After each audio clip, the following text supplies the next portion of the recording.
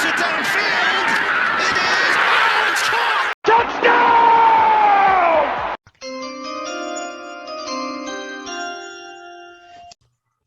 Welcome back to another Couch Potato General Manager weekly football show where we cover both the NFL and college football. And gentlemen, week 3 of the college football season's in the book. Week 2 of the NFL season's in the books. And we're just going to jump right into it, campus to campus, the good, bad, and the ugly. We're going to start with the good. Drew, you tee us off. What was the good that you saw in college football this past weekend? The good was Michigan State, man. They went out there to the U, to Miami, Florida. And they bathed in the sun. Oh, man. And and they took it to the Canes, 38-17. It's a team coming off a 2-win year last year. Looks like them boys are buying in. It was led by Kenneth Walker the third. That's going to be a superstar running back. Probably, I don't know, some people got him as the number 1 running back. We'll see by season's end. There is Isaiah Spiller out there as well. But listen, it was fantastic by the quarterback Thorne. It was good work by the defense. I mean, that was a game that I figured it would be pretty close, man. And then, one of them might pull it off. I figured Miami would pull it off, but Big Ten, they rolling. Definitely. Adley, what about you? Good from the weekend. Man, I'm going to Georgia, man. That front seven. Yeah. It's just they got so much draft process, so much talent, man. They continue to impress. Jordan Davis. Yep. Kobe Dean. I got Trayvon Walker, Nolan Smith, Adam Anderson. It's a bunch of ballers out there that front Channing seven. Tyndall. I don't know how to say his name, but yeah. They loaded, man. Yeah. That front seven. So I'm just waiting for the big showdown with them, man. You know what team's coming up for them sooner or later. So we're waiting for that game, man. And we're gonna see that. And Florida. Mm-hmm. I don't want to count y'all boys out. Y'all had a good showing too. Yeah. Yeah, the good for me was, and kind of to piggyback off of what Drew mentioned as far as Michigan State is the Big Ten as a whole and the running back position in particular. There's so many talented backs in that conference. And of course, there's talented backs across the entire nation. But just through these first few weeks, this first month here in the college football season, man, you got Tyler Goodson of Ohio State, right? Or Iowa, excuse me. Tyler Goodson of Iowa. Just coming off a 22, 153, and 3. You got Travion Henderson, the superstar freshman out of Ohio that boy State. Look good. 24 touches. I mean, his first game where he really got the lion's share of the carries, he went 24 for 277 and 3. I mean, he's so talented. He's one of those guys like, okay, all right, we just got to wait. Unfortunately, we have to wait because that's a pro prospect right there. Blake Corum, the sophomore from Michigan. Speed, you know what I mean? All you see is tail lights with him. You know what I mean? He's actually 3rd in the FBS in rushing right now, and he's coming off the most recent performance of 13 carries, 125 yards, and 3 touchdowns. And then the guy that Drew mentioned before, Kenneth Walker, who's currently leading the FBS in rushing. In that game against Miami, he had 27 carries, 172 rushing yards. He added a receiving touchdown. This is a Wake Forest transfer. I don't know what Wake Forest was thinking. I'm not sure what they were doing, but he's found a home in Michigan State, and he's making the most of his opportunities. And like I said, he leads the FBS in rushing, and he's on his way. He's on his way to building, really building up his draft stock. And the guy that I'm going to be talking about here in just a minute here. What about the bad, Headley? We'll start with you in terms of the bad this past weekend in college football. Yeah, I spoke about it last week, and it's still Florida State. Florida State is still bad. That's still the bad. You lost to Wake Forest, your first ACC game. You had 6 turnovers. It was just an ugly showing, man. It was they didn't have a chance in that game.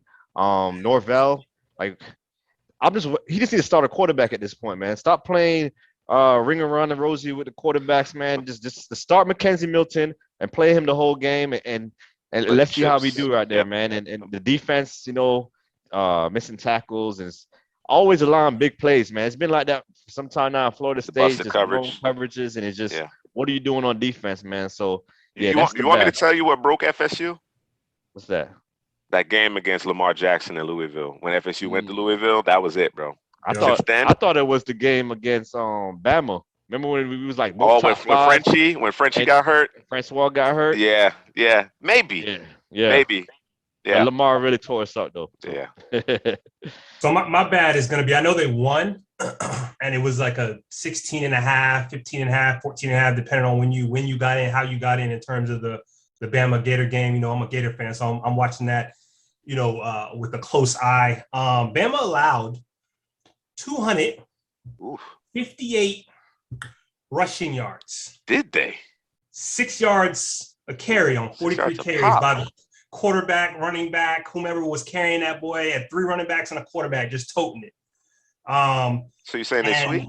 You're saying they're sweet? Yeah, they're sweet. They're sweet. And I know everybody loves, some of the linemen they got over there, the linebackers. But they had some issues with the safety. Maybe some alignment things were going on. But listen, you got Ole Miss coming. You got Arkansas coming. You got Auburn coming. You got Texas A&M coming. Yeah. I mean, I would like to throw LSU in there, but I don't know what's going on over there. But again, that's one of those rivalry games that could, so you better get it right or it's going to get ugly. Pull out the win. They did pull out the win, but it was a good showing from UF. And certainly you don't expect a Nick Saban team to be gashed on the ground like that. You might be able to make some things happen in terms of a dual threat quarterback, get them, big plays over the top, you know what I'm saying? But generally speaking, you're not racking up 250 plus rushing yards against Alabama. My bad was clearly the Canes. My Canes, they're just bad, man. I've seen enough. I've had enough. I'm sick of it.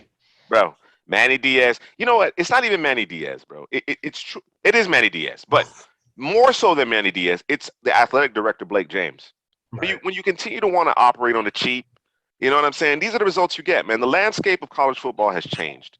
You got to pay for results. And what I mean by that is you got to pay a head coach what he's worth, and you got to be willing to pay assistant coaches head coach-ish type money if you want to be successful. You want to maintain success. So between Blake James and his, basically his apathy towards the football program, Manny Diaz being over his head because this is a defensive guy who continues to get gashed on the ground, i.e. Kenneth Walker. We don't even need to go back to that last year. You already know about the tape, the UNC tape that I burned. And then Rhett Lashley on the offensive side of the ball. Listen, Rhett Lashley has 2 running plays in his playbook. Quarterback draw and I right 32 dive. That's it. That's all he has in his playbook, man. I haven't seen a counter. I haven't seen a toss. I haven't seen any guards pull. Nothing.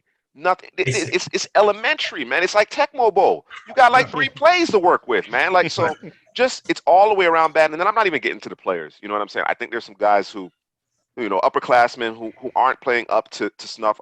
I'd rather see some of these younger guys get a chance. That's what Manny Diaz and company are talking about now. They're going to fix it. But I'm thinking to myself, all of the penalties, all of the missed tackles, what did you do all summer? What was your preparation like? What were the paces you were going through in order to get prepared for this out-of-conference play? And clearly that's the issue. Week in and week out, Miami's not ready to play. You know what I mean? And then, of course, in-game, they're not making any adjustments. So that's my bad. So that's the bad. That's the bad. Now we're going to go to the ugly. And Helly, what you have for us? Yeah, my ugly is the Canes, man. Miami. That you just mentioned it, man. I was going to talk about the missed tackles. I was going to talk about the defense. I was going to talk about the Manny Diaz. I was going to talk about it all. Kenneth Walker III. I was going to talk about it, man. It's just real ugly, man. And, it's good to see that, as a Florida State fan, that we have another team. Terrible, just as bad as us. I feel you, bro. I feel you, bro. Misery loves company, bro. Yeah, Misery loves company, bro. Pull him down in the bucket, bro. There you go, man. Down with you, bro. It's good. We'll lose together, man. And when we face each other, we'll see what happens, man. Right. That's gonna be our Super Bowl. That's our Super Bowl, bro. That's our national championship right there, bro. November 12th. November 12th. What about you, Drew? What did you have for the ugly? Real quick before I get to my ugly, do you think that the star power that came from Miami in the past, your Urbans, your Reeds, your Ray Lewises, like there's this thing, this is who we are, but you haven't been this in years. And those guys being there, showing up, I think that, I don't know, does it make those players feel like we've arrived? I don't think it makes a difference anymore because we're talking about a brand new generation here, right? Right. The last time Miami was playing, really meaningful, consistent football was the early 2000s. This is pre-2005. Last championship is 2001, right? Last time they were in the championship game was 2002. So we got a whole crop of guys who they may recognize some of these guys, but Irvin is the 80s, bro. Ray Lewis is the 90s. Sapp is the 90s. Ed Reed is early 2000s. Ed Reed is in the Hall of Fame, the NFL Hall of Fame. That means he's had his career. There's been 5 years.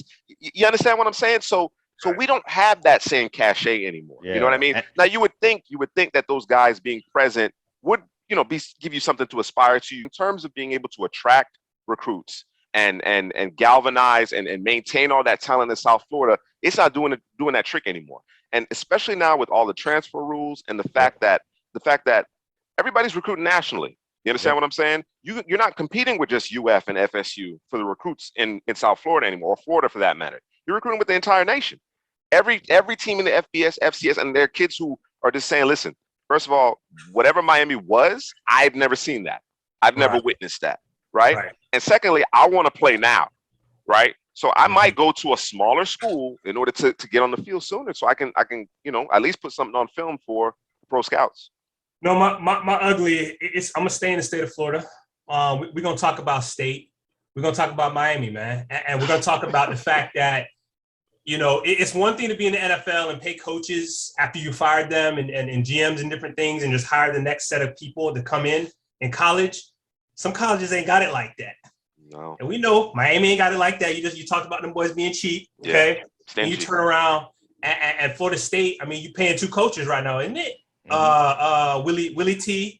FSU ain't scared of paying the coaches though. I gotta give FSU credit, bro. They willing to put their money where their mouth is. Maybe not the whole Jimbo, but I think that was more of a personal thing that kind of fell out with Jimbo and maybe some of the boosters or athletic department. I think he wanted the facility built. He wanted the facility built. Hey, they should have gave it to him. Yeah. The grass ain't always greener. He tried to tell you, you ain't listen. Now look where you at. So he knew what he was talking about, right? So it's just one of those things, man. You got to be careful who you hiring and what that contract says. And listen, boy, stuck right now. Both of them schools stuck, bro.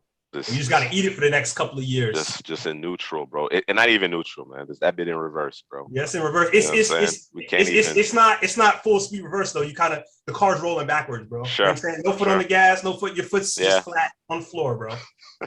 Good luck. My ugly was the prime time game. The prime time game between Penn State and Auburn. Obviously, it was an incredible atmosphere with the whiteout in Happy Valley. The officiating in that game was atrocious. It was atrocious, and perhaps the most egregious call. I mean, there was a scenario where I believe Penn State lost it down because the officials couldn't keep track of it. Apparently, they can't count to four. Apparently. A bunch of officials couldn't count to four. And then of course there was some makeup calls along the way to try to rectify this, that, and the other that just, it kind of changed the momentum at times. And then of course, probably the most egregious or most publicly recognized play was when you have a player extending, trying to get the ball over the goal line. A defender comes up and puts a good hit on him to stop him, but he's called for targeting. Despite the fact, and the reason they're called for targeting is because we're not talking about head-to-head contact or forcible contact to the neck or head area. We're talking about contact because a player could not defend themselves. I don't understand how you can justify a player not being able to defend himself when he's literally stretching in order to score. What is the defender supposed to do? Hadley mentioned, you gotta let him score. You gotta let him score. So that's what we're dealing with. The targeting rule as a whole is problematic. You understand what I'm saying? It's just do a 15-yard penalty and move on, man. You know what I'm saying? Like let's not start changing outcomes of games because we're dismissing players and this, that, and the other. That being said, this particular game was particularly bad. All right, that's going to do it for our campus to campus. Let's move on to NFL draft stock up and stock down. And Drew, let's start with you. Who you got for us? So my stock up. Kyrie Elam. Hit me down in the comment section if I butchered his name. Gator, cornerback. DB. That man long. He's strong. Yeah. He's about that life, He's man. A good player. He's a good player. And you saw it showcased in the Bama game. I got another one here, Mr. Jahan Dotson. Yes, number sir. 5. Receiver. Matter of fact, both of those players wear number 5. Mm-hmm. Penn State wide receiver. I saw somebody make a comp, man, and I didn't think I looked at it. I was like, I'm not gonna disagree. They said OBJ, man. What's your thoughts, man? Just based on what you saw, just from.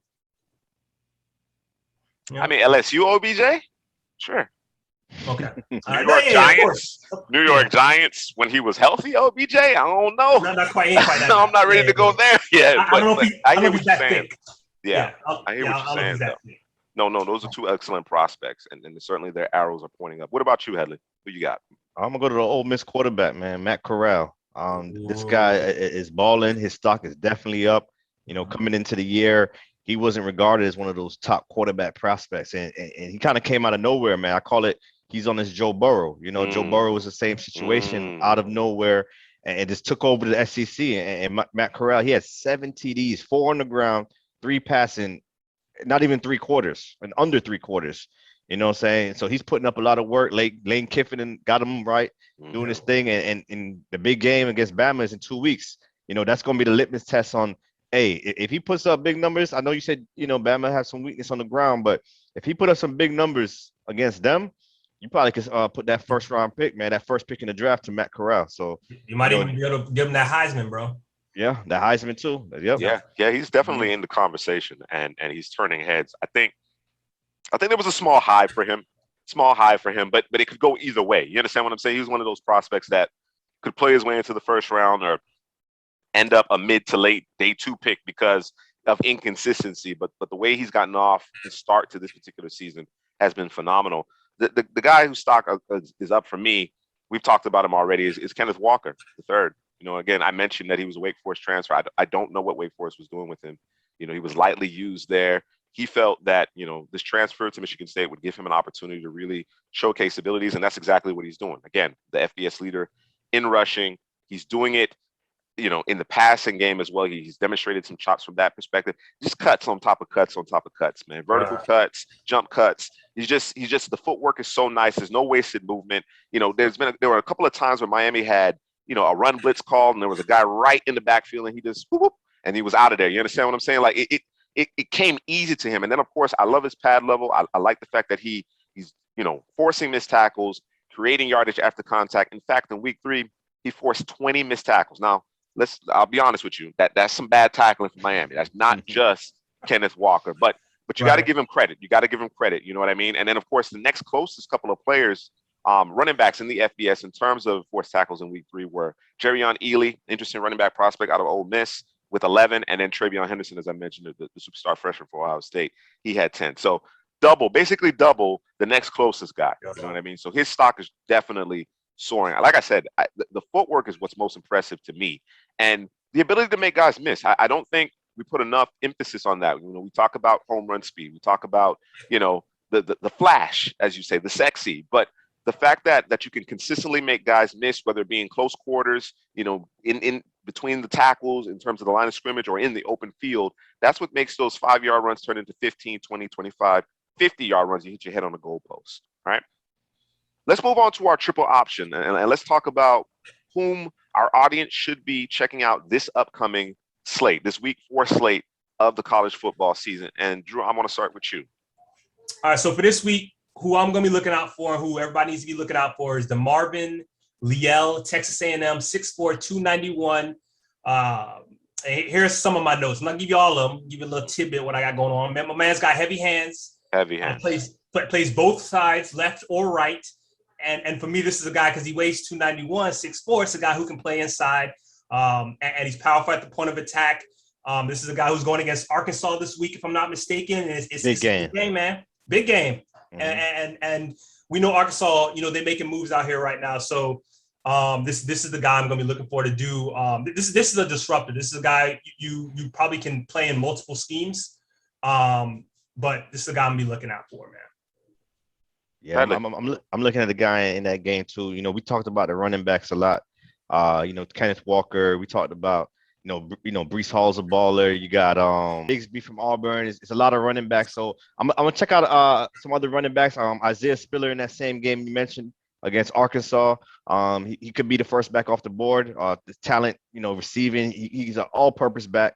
Also Kyron Williams, Notre Dame. They play a big game against Wisconsin. These are like day 2, day 3 guys, man, that could, can make a difference on the football team. He's going against Wisconsin. You got Ches Malusi, another running back over there that I'm keeping my eye on. And the last guy I have is Zach Charbonnet, UCLA running back. Mm-hmm. So these are a lot of different guys that could be a later round selections, but we know the big name running backs, but like which guys are going to step up to be that second tier running backs in this draft class? Right. Definitely. Speaking of running backs, the Clemson Tigers face North Carolina State Wolfpack. I'm checking out Zonovan Knight. I like him. He has a slashing type of running style that I really like. And of course, I want to see Justin Ross. It's been kind of lightly used. I know Clemson, new quarterback situation. There's always been some concerns in terms of their offensive scheme. Can they kind of get things right? But certainly, I think Justin Ross has to be part of that passing game. He needs to be featured in that passing game to get it on track. Kyle Hamilton, I think it's obvious in terms of his talent, his skill set, but you're going to get an opportunity to see him at noon on Saturday against Wisconsin. Before all of that, you need to tune in on the ACC network Friday night and get your eyeballs on Malik Willis. Okay? We talked about Matt Corral. Sam Howell certainly has gotten back on track after that initial rough start, right? Of course, there's Spencer Rattler, right? Malik Willis has made the little adjustments. He's developed a little bit more efficiency. We're talking about a guy who's completing over 70% of his passes. No turnovers. He's got about 7 yards per carry. He's a dual threat, huge arm, tons of upside. He's actually facing Syracuse, and I think this is a good test. And speaking of Matt Corral, because of course we're talking about the competition levels, right? He's playing at Liberty. He's the Auburn transfer. He's playing at Liberty. So want to see him against some of these Power 5 conferences, although the ACC isn't any good. Speaking of Matt Corral, Ole Miss faces Liberty later this year. It's gonna be a good one. So we're going to descend upon that game. All eyes will be on that game. All scouts have already booked their tickets, apparently, to be in person to see that, so we can watch Matt Corral, Malik Willis, two potential, top half of the first round picks. Malik Willis is actually in the conversation for being the first overall selection at this juncture, and see what their wares are, see how they perform on the biggest stage. All right, we're going to switch gears and move to the professional game, to the NFL, and we're going to get started with our I Write 32 dive, where we talk about every single matchup from the week that just transpired, and we're starting with the Thursday night game between the G-Men and the football team. And Haley, let's start with you. What were your impressions of this particular contest, this NFC East contest? It was an exciting game. It was very fun. Comeback. Taylor Heineke, is he the new Ryan Fitzpatrick? Even in a losing effort, that Giants offensive line is playing a little bit better. You're going against Chase Young, Montez Sweat, Andrew Thomas and those guys, man, they're improving. The first two games of the week, first 2 games of their season, they haven't been as bad as I thought they were going to be. So, they're holding up well. Saquon is getting healthier.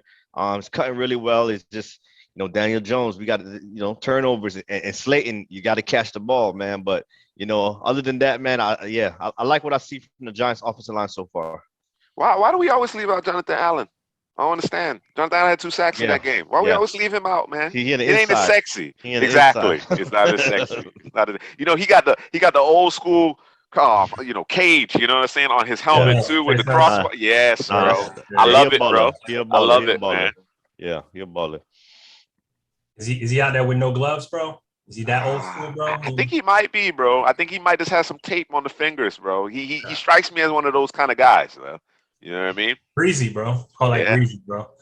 No, for that game, first of all, for Washington, in terms of Taylor Heineke, that's Ryan Fitzpatrick 2.0, man. He's gonna give you most of what Ryan Fitzpatrick would give you, outside of the crazy turnovers. So we'll see kind of where that goes in terms of the defensive side of the ball for those guys. I thought that the D line, man, it was kind of like they came on. I thought they would come on sooner than they did. Took a little while, but they got there, got home. That may speak to what Headley was talking about in terms of the offensive line of the Giants. They're improving, they're getting better.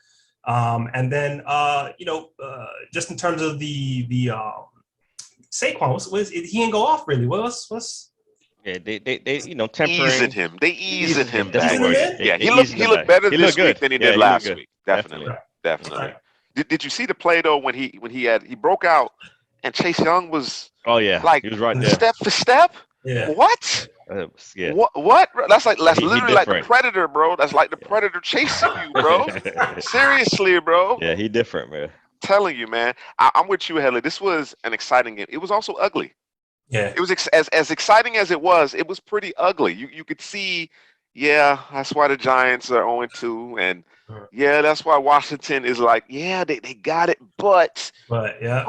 you know what I'm saying? So the Giants were able to hang around. They took a lead. They gave it up. You know what I'm saying? Back and forth, back and forth. You know, I really got fixated on the Terry McLaurin James Bradbury matchup. McLaurin got the better of him. You know, 11 grabs on 14 targets, over 100 yards and a touchdown. Bradbury had an INT, but it was McLaurin. It was McLaurin. He really came out on top. You know what I'm saying? And you know, for those of you in fantasy circles, whatever the case may be, I sat him. I don't know what I was thinking. I don't know what I was thinking. You know, I was still, you know, Heineke. Is it going to be? You know, Giants had shown improved defense. This, that, and the other. Overthought it. But McLaurin has the goods, man. He has the goods, and I actually like the compliment of Dimey Brown, and then of course your boy Adam Humphries in the slot. You know what I mean? The Curtis Samuel thing for me, it's Yeah, kind of we haven't seen icing. him yet. We haven't seen him yet. I've seen Curtis Samuel. Maybe not in Washington, but I've seen Curtis in Samuel. Washington. Keep You it one, understand what bro. I'm saying? He is to most teams what Cordero Patterson is for me. That's how I feel about it. And some people may disagree with that, but I like he's Cordero. he's diet Percy Harvin, man. He's Diet great Percy value, Harvin? bro. He's great value Percy Harvin, bro. Not Okay. even diet, bro. Like he's Wow. several notches below Percy Harvin. But I think when you add him into the mix, on top of Antonio Gibson, on top of an improving offensive line, It's a good mix. Heineke brings some stability. I think you got some legitimate weapons out there. I really do. So both teams, I expect both teams to improve as the year progresses. And of course, we know about Washington's defense when they're firing on all cylinders. Let's move on to the Raiders at the Steelers. And Drew, let's start with you. What were your thoughts on that game? When Derek Carr goes down the football field, that's a Things different happen. football team. Good things happen. And he found Ruggs, and as long as he's willing to do that, it's a dangerous football team. And listen, this team's free agents, them signings, because they failed in the draft, and we know their board versus everyone else's board is completely different. Sure. And it's caught up to them, and they had to go in free agency, get them a KJ Wright, get them a Yannick Ngakoue, get them Perriman. There you go. At every level, they got a Casey Hayward who's balling right now. Yeah, Casey doing his thing. It's. I mean, listen, we was waiting for that pass rush and for them to get that defense together because that was really what was holding this team back, and it looks like they got it together. And the Steelers injuries just walked into the building and just let me take that guy out, and Ben's not who he is, so it is what it is. Yeah, and then to top that off real quick, we added another injury by playing the last snap, and you got one of your receivers hurt. So now you even more, it's just. Yeah. You know, my main takeaway, man, you touched on it, man. That Raiders front four, ever since trading Khalil Mack, that was the thing. They were last in the league in sacks. John Gruden was the laughing stock. What are you doing? Why are you trading this guy? And they licked on Max Crosby. They found him. I think it's the same draft as Cleveland Farrell, right? Mm-hmm. Yep. Mm-hmm. Yeah, I think so. The Farrell early, but Crosby they licked on, and the free agent of Ngakoue, and Solomon Thomas. Solomon Thomas had 2 sacks in that game. So for rushing from the inside, we always said that's where he needs to rush. That's where he belongs. That's where he on always the inside, belongs. 3 tech, get after the quarterback. So that Raiders front four keeps humming like that, and like you said, Derek Carr keep pushing the ball downfield. Yeah, that team looks like a playoff team, man. But it's still early, and I just want to temper expectations right now. As far as my takeaways in terms of this particular game, I really like what Gus Bradley's doing. Of course, you guys mentioned that they seem to have more of the horses they needed in order to actually play not complimentary football, but excellent defense. They've been playing really good defense. There's some challenges that occur with Lamar Jackson, particularly the first game of the season. That's just a different animal altogether. But facing the Steelers, they have some question marks along their offensive line. We've talked about it. We talked about it in the storylines going into the season. Of course, Steelers fans didn't think we knew what we were talking about. Ben Roethlisberger continues to be an issue. But I want to give credit to the Raiders. I want to give credit to Gus Bradley. I think the way they're using Jonathan Abram, he looks much better in terms of where he's supposed to be. You know what I mean? I imagine he's kind of playing like a Cam Chancellor type of role. He's making plays. He's making tackles in the open field. His coverage seems to be a little bit better as well. He's just playing with better technique overall, though he ate a nasty stiff arm. But that's neither here nor there. That's going to happen from time to time. Right. Speaking of the pass rush, let me tell you what's so important about about how well that group is playing. You mentioned Max Crosby and Dockway, Solomon Thomas, again, rushing from the inside. He's more traditional three technique type of role. The Raiders, they're top 8 in terms of pressure generated, right? They've blitzed 3 times this season. Rushing 4. That's the name of the game, man. That's the name of the game, man. If you can affect the passer without blitzing, you're going to give yourself a chance. Right. You're going to give yourself a chance. And Drew, you mentioned it. All these teams in the AFC West, they're fashioning their teams to deal with Kansas City. And that is the formula. That's the formula. The Raiders have had some success.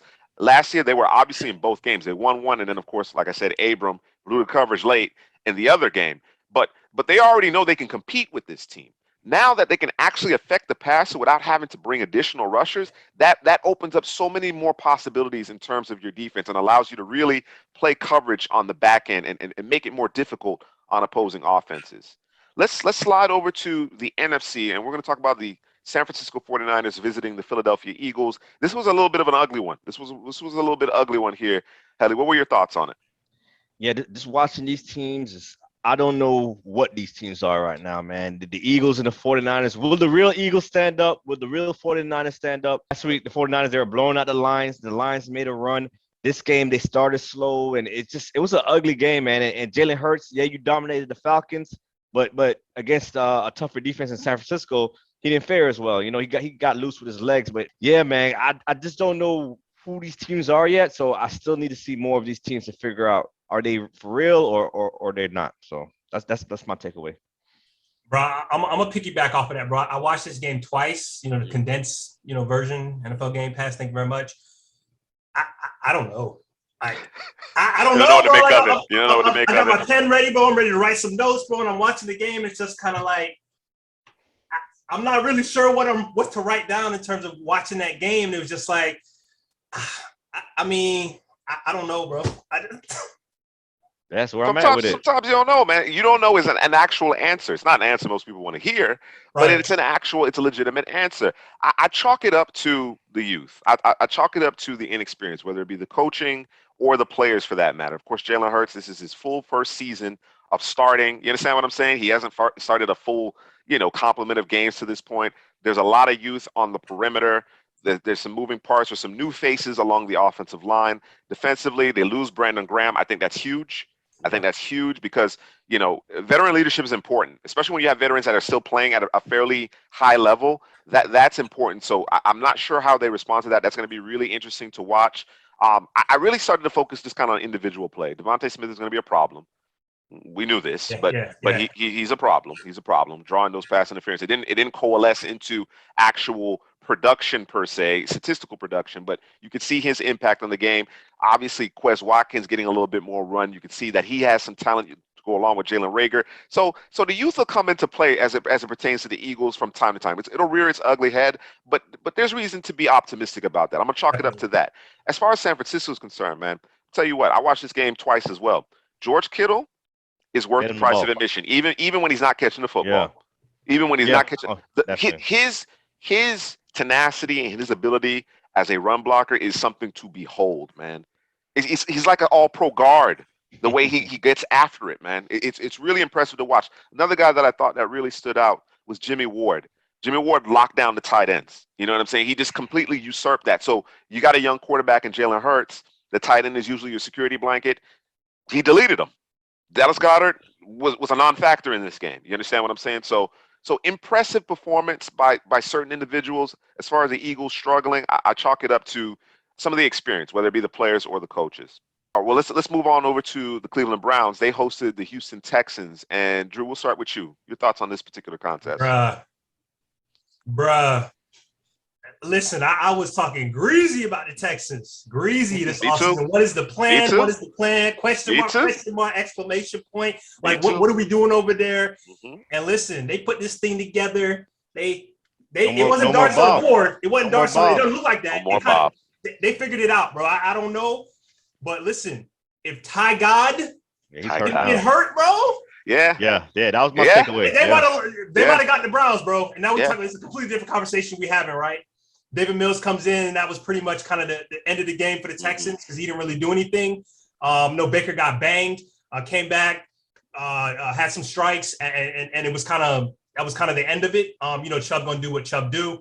But man, I'm really, really impressed in terms of the Texans, man. I'm gonna take it back. I'm still on pause. Mm-hmm. But I really wish Tyrod would have finished that game, man. I really wish that, man. I hope he gets back soon.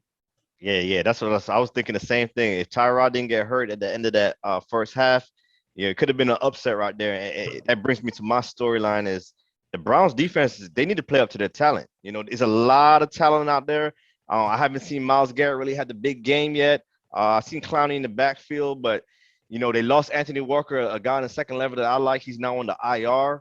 And it's a lot of talent out here, and I'm just trying to see them put it all together. I was talking high on their defense coming in, and the Joker, JOK, he's not on the field as much as I like to see him. Not playing many snaps, so they need to get him in the game more and just play up to that talent, man. You got a lot of talent out there, and you guys need to produce, man. Houston shouldn't be whatever they did to you in that first half with Tyrod. That shouldn't happen when you're trying to be a playoff team competing with the Chiefs and the Bills. I agree with both of you. I think Houston obviously is far more prepared, particularly with Tyrod on the center, in terms of being competitive. They look like a legitimate team. There's no questioning that. And you're right. You're right. We were very critical of this team in terms of what they were doing. They were just kind of piecemealing things together, and we just expected them to completely fold up the tent, mail it in, whatever the case may be. But David Carling has these guys playing. There's clearly some professional pride taking place. You know what I mean? In terms of all the veterans that they've accumulated, even Lovey, Justin Reed, a guy that I really like, doesn't get a whole lot of publicity. You know what I mean? In terms of the pantheon of safeties in the NFL, has been playing really well. But as a whole, this group is really competing, and that's refreshing to see, considering all the turmoil, all of the angst that's going on in Houston. Of course, Deshaun Watson simply just not playing. You know what I mean? Obviously, for reasons we already know in terms of what's going on, and then of course how the Texans want to handle it. Are they hedging this, that, and the other? But certainly the Texans have been impressive to this point. And to your point, could have been a very different outcome had Tyrod been able to finish that game. Cleveland needs to give the ball to Nick Chubb. That's for selfish reasons in terms of fantasy, and also that's their best bet, right? I love Kareem Hunt. Don't get me wrong. I love Kareem Hunt. But Kareem Hunt was averaging less than 4 yards a carry, and he had more carries than Nick Chubb. Nick Chubb was averaging about 7 yards. Actually, he was averaging close to 9 yards a carry, if I'm not mistaken. It doesn't make any sense. That type of team, like you said, give you some credit. You still got to run them out of your gym. You understand what I'm saying? You are far too talented. You talked about that defense, Headley. A lot of youth on that side. So I think as the season progresses, we should see them play better. But I'm with you. I'm a little disappointed out of the gate. A guy that actually made his NFL debut, Grant Delpit, showed up in a big way this game. He only played about 26 snaps, but he had 5 tackles, 3 solos, a sack, and a forced fumble. You know what I mean? And you add, it's just more reinforcements. This team is so talented. We had that bar set really high. So anything short of that appears like a disappointment. Even though this team won by 2 scores, Tyrod obviously going down made a difference. This one by 2 scores. Of course, they're playing a professional football team. They're so deep in terms of their talent. We expect them to handle subpar teams. We expect them to handle teams that are going to finish in all likelihood below 500. You know what I mean? We expect them to run them out of the gym, and that just hasn't happened just yet. Now Jarvis Landry's hurt. Okay, that's a big blow. Whether Jarvis is making plays in the passing game or just his presence, his energy, his fire, and his leadership. So they got to get some things corrected. It's been a little sloppy, and I think the best way to correct this thing is to hand the ball off to Nick Chubb. All right, Headley, we're going to turn this one to you. The Broncos at Jaguars. Let me know what your thoughts were on this one. Well, I already spoke about Denver defense last week. That they probably got the best defensive back in football, talent all around there. But I'm gonna go to the offensive side of the football and Teddy, man. Teddy's just a point guard, just spreading the wealth, hitting everybody in the offense. Jerry Jeudy goes down. You know what? I got Cortland Sutton. They didn't get Hamler in the game as much, but you know what? I got Tim Patrick and Noah Fant. Easy.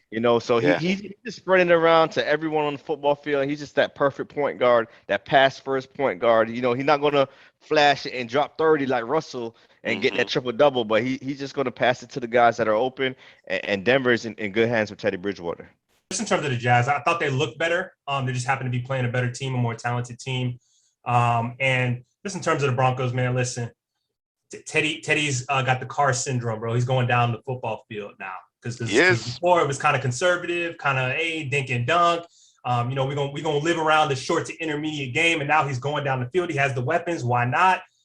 This is a dangerous football team. And again, we're gonna go back to the AFC West, and we're gonna talk about preparing and prepping. And this might be the best team that can handle the Chiefs, just in terms of personnel. We talk about the Broncos defense, and you talk about the Chiefs offense. Bradley Chubb got to get healthy. Josie Jewell, he has an injury as well. Unfortunately, that's just going to happen. We got to see how they respond to the attrition of the season. But I echo you guys the same sentiments. I mean, Teddy's on fire. I think Teddy's completing about 77-78% of his passes, and they're not dink and dunk at all. To your point, you know what I'm saying? And there were some opportunities downfield that he may not necessarily have even connected on, or the receiver came up a little short, or whatever the case may be. But I love the aggression. I was a big proponent of the notion that the Broncos should have drafted Justin Fields. And I'm not coming off of that because I'm thinking long term. But the way Teddy's playing, man, if this is and full disclosure, Teddy was my quarterback one in that class. You understand what I'm saying? This is the Bortles, Manziel, Derek Carr in the second round class. Teddy was my number one. I've always been a fan of his, but I had not anticipated him to play this well. I knew that there was going to be a better situation in terms of okay, last year you were dealing with some question marks in terms of the supporting cast. No Christian McCaffrey, you know what I mean? Joe Brady's first time coaching, in the NFL. Some of those types of things, but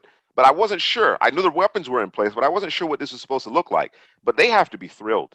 They have to be thrilled about the way Teddy Bridgewater is playing. And this is what I anticipated all those years ago when he was coming into the league. I felt like this is the player he could be. Better late than never. You know what I mean? And like you said, they are in position to compete. This is a team that's going to be a tough out. There's some silver lining things here. Well, not silver lining things here, but I think there's some additional nuance here that I do want to bring up that speaks to some of the struggles of Jacksonville in particular, right? The Broncos, they possess the football in this game, almost 40 minutes. We're talking about 2/3 of the time of possession. But the Broncos only converted 2 of 11 third downs. Damn, bro, they went on first and second down? Clearly. Only 2 of 11. Now, they had a couple fourth down conversions, but there wasn't like this amazing efficiency in terms of them matriculating the ball down the field. There were some chunk plays because, again, Teddy's pushing the ball down the field, and you took advantage of a team that isn't all that great, and that's what you're supposed to do. That's what you're supposed to do. Good teams handle business like that. They got to clean up some things, Denver does, but good teams, they smack around inferior opponents. We just talked about the Cleveland Browns. That's what we expected. Go handle that. You know what I'm saying? Put the game out of reach early. You know what I mean? But I'm definitely encouraged to see how this team is performing. And of course, the guy that they drafted in lieu of Justin Fields, PS2, that was my cornerback number one. He's a marvel, bro. Technique-wise, we always talked about it. This super clean. He had the highest floor. There's no question about it. But I don't think we gave him enough credit for his ceiling. I don't think we gave him enough credit for it. The double move is not even an option against him. He doesn't fall for it. You know what I'm saying? Because he trusts his technique, and he's so well prepared. Whether it be, you know what I'm saying, the fact that, obviously he had a dad that played at the NFL level, was a quality cornerback in his own right. You know what I mean? He's so advanced already. He's completely, in addition to, of course, all of the other guys on the defensive side of the ball, he's helped transform this defense. You get Von Miller back, and now they are one of the better defenses in the league now. You know what I mean? Regardless of the competition. I know the first couple of weeks been the Giants and the Jaguars, but yeah, I think the Broncos can compete with anybody. With Teddy playing the way he is and the way that defense is humming. Let's talk about the Saints at the Panthers, gents. And I'll actually tee this one off. Because I don't have a whole lot to say. The Panthers defense obviously is for real. We've been talking about it, that they've been putting in all the resources over the last couple of seasons to turn that group around. It's a young group, young, talented, fast, and physical group. They had 11 pressures, 4 sacks on 25 dropbacks, and that's not a run-of-the-mill offensive line in New Orleans. You understand what I'm saying? This is not a swinging gate of an offensive line. So really, really impressive job from them. And then, of course, Jameis kind of reverted back to, Jameis. Yeah, this was one of those I wanted to see what would happen this week playing up against a better team. I knew it would be – I figured it would be a tight game and one of the teams would pull it out. But listen, I say it all the time, man, and I don't think it's going to change because it's in his DNA, man. It is who he is. He's a double-edged sword, man. What makes Jameis great is what makes him Jameis. You know what I'm saying? It's not going to change, and it is what it is. I was hoping there'd be a slight little adjustment, but when the shit hits the fan and you got to press, that's what it looks like. It can be great, but that's what it looks like in terms of most of the time. And so, but like you said, I mean, Kamara did nothing, and I think people need to start talking about this Carolina defense, man. It's different, and that talent is crazy. They went all defense on one draft, man, and it shows, bro. Yeah. At every level of the defense, they're special over there, man.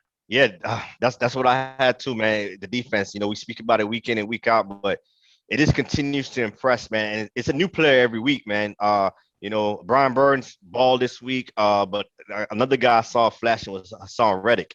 Hassan Reddick, he's back with his old Temple coach over there in Carolina. So, Arizona, they kind of had him misplaced at first, and then they figured out how to use him.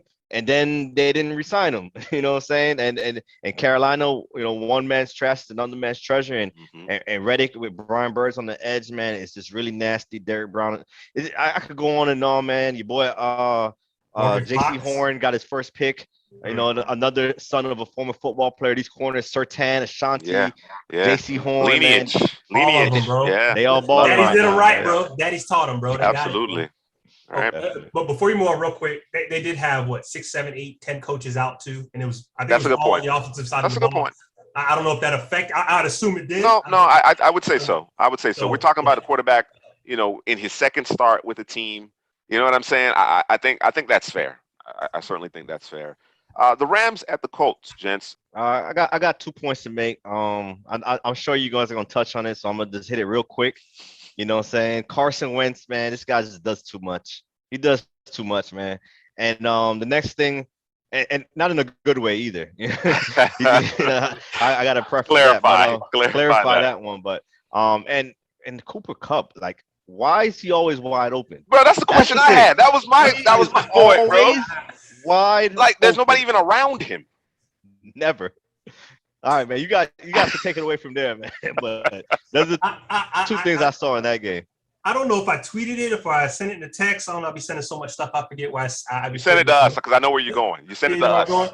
Yeah. So I'm watching the game, man, and it's just like target after target after target. It comes like, bro, like you said, like, are they gonna cover him? Like, where's Robert Woods? Is he on the back of a milk carton? What's going on, right? So I thought it came to me, and I said Cooper Kupp is to Matthew Stafford like Kyler Murray is to DeAndre Hopkins. I said that backwards. DeAndre Hopkins is to Kyler Murray. That's his guy. These boys, like they said last week in the Sunday night game, Kupp and Stafford show up early, eat breakfast together, talk about the scheme, talk about the plays and different things like that. So hashtag fantasy alert. But listen, I'm watching that game, bro, and in terms of Carson Wentz, and this came to me, it's negative, but it was something positive that he was doing when it came to me. This is the type of guy who, what did I say? He doesn't know his limitations is what you said. Thank you. Yeah. Thank you. He doesn't know his limitations. He doesn't. And that's dangerous. Okay, because it can lead to injury. Which it does. And it can make you make bad plays because you don't know. And that's one of the things as a rookie that you learn. You're supposed to learn. And I don't know that he ever learned that. Or someone told him something, someone lied to him, because it's like, I can do it all. No, you can't. You can't. And I think the Colts, they're going to have to run the football and lean on that and take it away from him. And I know they gave up a bunch of things to get Carson Wentz, but you can't have this guy be out here doing all this craziness. And by the way, the Colts suck on the goal line, bro. They got to get that handled, bro. Yeah, Aaron Donald was doing work down there. No, but you got another. As far as I'm concerned, he's gonna be a Hall of Famer and Quentin Nelson. And Quentin Nelson. Like, what's really going on? You know what I'm saying? That matchup, that individual matchup between Nelson and Aaron Donald was back and forth, back and forth. Right. That was Yeah, it that was. was Godzilla and King Kong type Yes. matchup. You know what I mean? So that was obviously interesting to watch, the matchup within the matchup, right? All your points are valid. I don't really have a whole lot to add other than this game was a 3-point game. Right. The Rams didn't run away with this. Bills at Dolphins. Of course, the Bills dropped 35 on the Dolphins, and the Dolphins didn't score. They have an injured quarterback. I don't know what to make of this other than the fact that, again, one of the concerns I had going into this season was this young offensive line. And no team in football has allowed more pressure than the Miami Dolphins. In fact, on 55% of Dolphins quarterback dropbacks, that includes Jacoby Brissett, who obviously relieved to Tagovailoa. The quarterback's in pressure. 55% of the dropbacks, more than half of the dropbacks, the quarterback is under pressure. You're not going to win like that. And there's only 2 teams in the NFL that are above 50%. Yeah, that was terrible, man. That was my main storyline in this one is the Dolphins offensive line. They're struggling right now. They lost 6 sacks to Buffalo. Could have been a lot more. You know, those boys was getting after them. Russo, Epinesa, all those boys was getting after them boys. And then they gotta do something, man. Austin Jackson, Liability. he's a liability out there, that left tackle, man. So I'm not sure what other options they have. The quarterback, they got their quarterback hurt. I'm surprised Brissett made it through. He could have got hurt also. And you know what I'm saying? They can't. Running the football will be the answer to protect your quarterback, but man, you gotta pass the ball to win football games, and they can't drop back and pass in the clean pocket right now. Yeah, I don't know if there's anything I need to add outside of, I don't know that Josh Allen is playing all that well. Wait for it. The completion percentage, it ain't great. Wait for it. Wait for it. That's what you're saying. Okay. Yeah. All right. So he's just warming up. Yeah. Next up, we have New England at the Jets. Jets. Jets. Drew, go ahead. Let's. I mean, we won't get into the rookie quarterback report, but go ahead. Go ahead, Drew. Go ahead. Go ahead. Talk about your boy, Zach Wilson. Talk about him. Talk about him. We'll wait for the rookie report. Yeah. Wait for the report. Wait for the report. Listen, the Jets defense played actually pretty well in this game. They did. They kind of buttoned that thing up there on that side. It's just that you can't turn the ball over 4 times and expect you to be in that game. Nope. And I mean that was kind of the story of the game. So without going into my man Zach Wilson, it is what it is. And hey man. Yeah, we're going to talk about the quarterbacks a little later in the rookie report. So I just wanted to highlight a player, man, that's been balling last season and so far this year is J.C. Jackson, man, the corner from the New England Patriots. They found another undrafted corner. I'm not sure. Belichick can't really draft, but he can sure identify them undrafted guys. You know what I'm saying? Was second in the league in picks last year with 9 interceptions behind Xavier Howard. He had 2 interceptions in this game. Locked down Corey Davis, locked down Elijah Moore. He was all over the football field making plays, man. He's playing very impressive right now. So I'll help you clean up the whole Belichick thing. Belichick does not draft receivers well, in particular. I think I'm not gonna go as far to say that he can't draft, man. I won't go that far. You understand what I'm saying? Sony Michel was a running back he drafted. Okay. Yeah, a bit of a reach. I understand, but man has had a long career, man. And usually it's the receivers that typically are the issue. I talk about a guy that they actually drafted, though, Josh Uche. Josh Uche is a baller. I hope people are starting to recognize that. Since last season, I got a few stats for you here, so bear with me. Since last season, Uche is top 10 in pressure rate at 16.8%. as well as pass rush productivity at 10.0. And then, of course, this is all within among NFL defenders with at least 100 pass rush snaps. He is 4th behind Aaron Donald, of course, beast, best player in the league as far as I'm concerned, Joey Bosa, and TJ Watt in terms of pass rush win rate at 22.4%.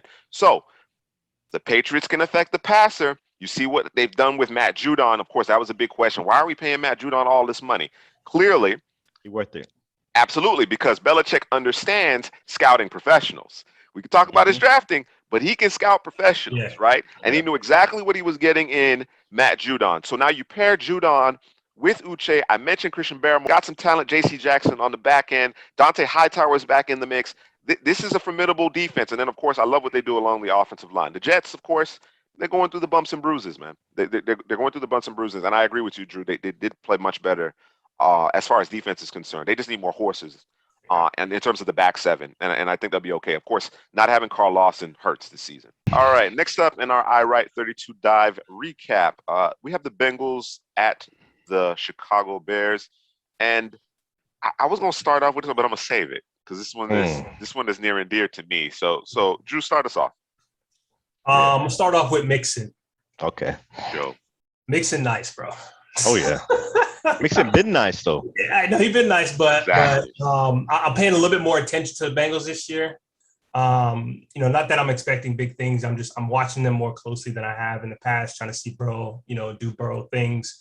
Just watching that game.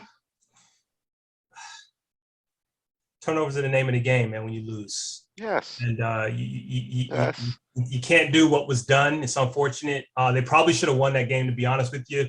They had it in reach, and then the turnovers happened, and it pretty much kind of put the game out of reach.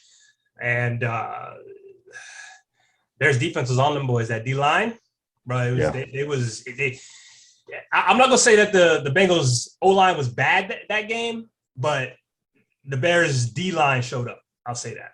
Yeah, my thing is when I watch this game, the Bears defense will have to win them games this year. I know Justin Fields is there to save the day, so I'm encouraged by that.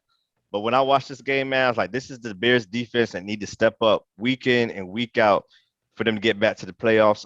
The old Khalil Mack, I seen him. I don't even say Khalil Mack didn't fall off, but he just wasn't producing at the rate he used to produce at. And this game, he turned it up a little bit. Roquan Smith, that's looking like one of them guys out there, man. So he definitely that big pick to the house, and it's another guy. I'm gonna say this one for Juice. I think I know where he going with the Chicago Bears defense, man. Do you think so? I wasn't really getting into the Chicago Bears defense. Okay. Although, I'm gonna say. Let me say it. I mean, it's Jalen. You got to talk about Jalen. It's Jalen. It's Jalen. Yeah. Mm-hmm.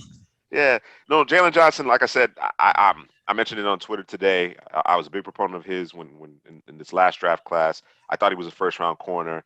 Apparently, an injury, maybe some concerns with respect to that, but just the size, the length, the technique. I think that makes a difference, and there's a certain savvy to his play. Of course, we would have liked to see Fuller remain, but I think having him in tow, seeing what he did last year as a rookie, gave the Bears some level of confidence in terms of, okay, we'll be able to manage at least on one side of the field. We'll be able to manage it. You couple that up with our pass rush, our front seven, we should be able to compete and be able to hold up in terms of the pass defense. But Drew, you mentioned the Bengals offensive line. You didn't think that they played poorly per se. It's just that the Bears defensive line was just that much better. Their pass rush was that much better. I think there's something to that. I don't think the coaches helped the offensive line. I don't want to see empty in Cincinnati. Yeah, I don't get that. Even though the Bengals are playing better along the offensive line, they're not that good. Let's not kid ourselves. Let's not have a repeat of what happened to Joe Burrow last year. You understand what I'm saying? I like the fact that Joe Mixon is the focal point of this offense. They're continuously giving him 20-plus touches. That's got to be the case. They got to stick with that formula. But this is an 11 personnel team, man. T. Higgins, Tyler Boyd, Jamar Chase. We don't have to get cute beyond that. I get that spreading the field out, 5 wides, it generally forces the defense to declare. But if you cannot hold up against 3- and 4-man rush, right, then you have no business spreading the field out. I think, like I said this before during the Bengals storylines going into the season, there will come a time when Joe Burrow, with all of his ability and his ability to scan and make the right reads, will be able to flourish in that type of situation. But collectively, as a team, I don't think they're there right now. I want to see more 11 personnel from them. And then, of course, the news, Andy Dalton gets injured. It's Justin Fields' time, man. And, and my expectation is that he doesn't relent. That's my expectation. Of course, there's going to be some ebbs and flows. But if there's, obviously, the way Ryan Pace and Matt Nagy have handled the situation, I think, is wrong. I think most Bears fans would agree with that. If for some reason I certainly do not expect Justin Fields to face plant, I don't think there's any good reason to bring Andy Dalton back. That's really the point that I want to make. I think we get caught up in the fact that Aaron Rodgers sat, the fact that, Patrick Mahomes had sat, whatever the case may be. But Cam didn't sit. Russell Wilson didn't sit. You understand what I'm saying? Justin Herbert sat a game. You know what I mean? Like, Right. it's not a prerequisite. It's not a prerequisite. And I really do believe a lot of people are like, well, he threw a bad pick. He fumbled on it. You're going to have some of those growing pains. But is Zach Wilson any more prepared to play now than Justin Fields? You understand what I'm saying? Right. That's kind of, is he any more prepared? He's not. Nah, Fields is ready. Fields is ready to go. He's not. He's going to go through his rookie Correct. pains, the interceptions, the fumbles, but he's also going to make big plays. Yes. In the passing game and the Yes. running game, he's going to Yes. continue drives. That defense isn't going to be able to rest and get fired back up, man. So Justin Fields, they should have started him game one. Yeah, the Bears are 1-on-1 right now, so they still, it's still early in the season. Yeah, they're in the thick of turn things. that thing right around. Absolutely. It's Fields time, man. Let's get to this playoffs. Definitely. The Falcons at the Bucks, and of course I'm joined with a Falcons fan below, and to my right, your left, directions. My right, your left, audience, a Bucks fan, and this was actually a close game. This game was close, until the fourth quarter, and then it all unraveled. And bad teams have a tendency to turn the football over. Of course, it cost me a fantasy. I was actually playing Drew in fantasy. And it cost me because he had the Bucks defense. You know what I mean? I was right there in striking distance. And then, of course, a couple pick sixes, and that turned that whole thing around. But I digress. The Falcons were in this game. The Falcons were competitive, right? And I believe the Falcons are going to be this way. But we talked about it again. I keep on harking back to the storyline conversations that we had about a lot of these teams going into the 2021 season. Can you finish? Can you make enough plays at the end of these games to put you in the win column? And the Falcons simply can't do it. Yeah, I'll start with the Falcons, man. I'm gonna touch on the Falcons. It might be a long season over there in Atlanta, and if they can't run the football, like I know they're trying to run the football, but if you get down and you have to try to pass the football, the Falcons are not going to be at their strengths. They're not built to pass the football. You got Kevin Ridley out there, no other receiver. Justin Gage just got hurt. You got Kyle Pitts. You're trying to work him in. I like what I saw of the Pitts. He played better this game than the first game. But that team, man, is built to run the football because that offensive line in the middle, they're not going to be able to pass protect, man. So definitely, man, it'll be a long season if they can't run the football and they have to play from behind to catch up. Yeah, I was watching the game, brother, on the phone, and he's getting upset because it's 25-28. The game is tight. Why are the Falcons in the game? And I think a lot of Bucs fans felt that way. Thought these boys would go ahead and drop a 50-0 type of thing. But I always think back, it's a division game. You never know what can happen in those games. It's not I thought at some point the Falcons. I thought at some point the Falcons would be in the game, and then the Bucs would essentially pull away, not in the manner they did. Offensively, I thought they would just kind of put it on them, and then but. Listen, I'm gonna talk negative about my Bucs. Okay, I know they won the game and everything. It's cool, but these running backs, bro. And listen, Leonard Fournette, he's gonna have to be the guy for me. I can't trust Ronald Jones, man. Listen, it's first down. We catch a pass. We step out of bounds. We need one more yard. Just get the yard, bro. Stretch the football out. Run the guy over that's coming at you. Do something. Nope. What happens on second down? We throw a pass that is it was a screen pass. Dropped. It wasn't a good pass. 3rd and 1. What do? We hand it off to Ronald Jones. What does he do? Instead of going inside where the blocks are, I'm going to go outside. Get stopped. No gain. But he does that on 4th down. Then we miss a block, a play action. It wasn't a play action pass. It was shotgun. He misses there was no trickery. There was no twist. He missed the block. Brady gets sacked. Drive over. I'm trying to understand what's going on with the running backs. I don't get it. It might cost this team a game. I'm glad they played the Falcons. They got the win, but there's some issues going on there. Everybody wants to talk about the secondary. I'm going to talk about the running backs. It's not good over there. Just in terms of the Falcons, man, like Helly said, if they can't run the ball game. It's going to be a long season, man. I'm not dismissing your points with respect to the Falcons being able to control the line of scrimmage and run the ball. But the reality is that you're not going to beat the Bucs when you turn the ball over 3 times. You're not. Facts. You're not. Despite the Right. fact that they could not necessarily control the line of scrimmage, or they got in a position where they had to throw the football, the reality is that they had 3 turnovers. The Bucs only had 1. You're not going to beat a team as talented, a Brady-led team, that a -2 in the turnover margin. You know what I mean? And that's the reality of it. Bad teams will have a tendency to find ways to lose, and that's what it was. Again, this wasn't a question about whether or not this team was competitive. They clearly were, and they've been competitive despite all of these last-minute losses and just gaffes at the end of games. They've been competitive. They just can't seem to finish. Vikes at Cars, Drew. Yeah, for this game, man, Kyler Murray is a magician. I know he's going to make mistakes, and he's the type of quarterback that can probably get around those mistakes with his ability and that offense. And defensively, just in terms of the Vikings, I don't. Are they figuring it out, bro? Nah. Or did they run into a buzzsaw caught Arizona Cardinals early? Maybe later in the season might be a little different because the Cardinals usually slow it down towards later in the season. But they were in the game. You know, they had a chance at the game-winning field goal. But I mean, you're talking about specifically on their defense. Yeah, they're going to struggle all year. I don't know. I don't see how it can be turned around unless Danielle Hunter just goes off because he got to dominate the game because Danielle Hunter had 3 sacks in this game.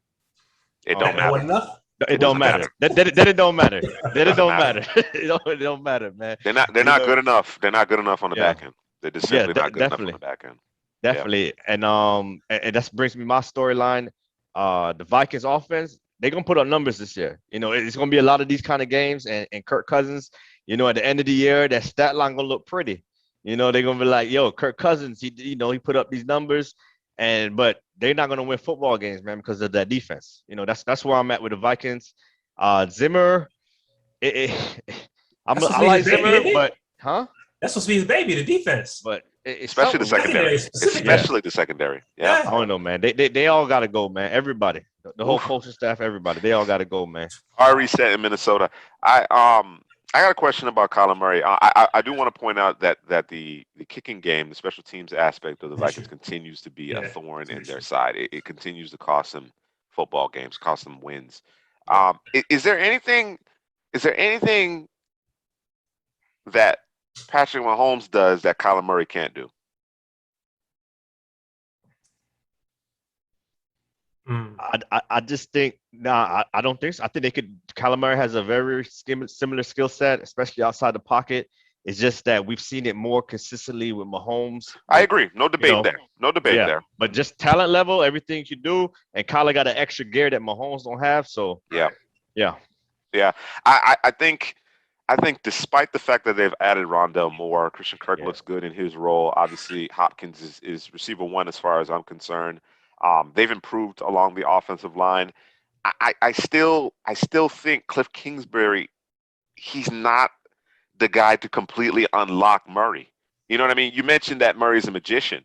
You know, there's a little Russell Wilson in his game. You know what I'm saying? There's that kind of ability to create and generate big plays, not just simply extend plays, but generate big plays, right? If they had a better, and I know Cliff Kingsbury was brought in because of his relationship with Kyler Murray and, of course, his offensive mind.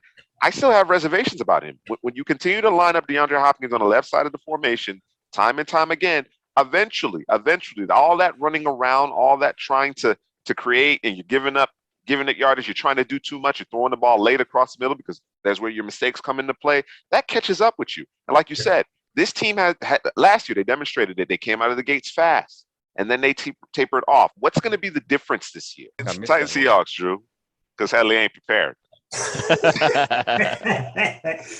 So for this game, it was a tale of 2 halves, I think, just in terms of the Seahawks coming out, doing what they do, offensively, defensively, and kind of bottling up the King Henry. And then it was kind of everything was flipped coming the second half.